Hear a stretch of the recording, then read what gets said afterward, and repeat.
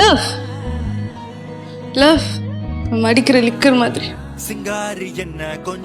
நிறைய அடிச்சோம்னா இதுக்கு இல்ல ஒரு அடிச்சோம்னா ஒர்த்தே இல்லை.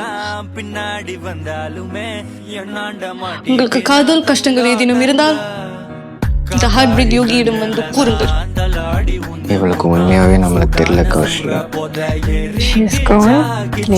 காதல் என்ன தெரிய மாட்டே பையா.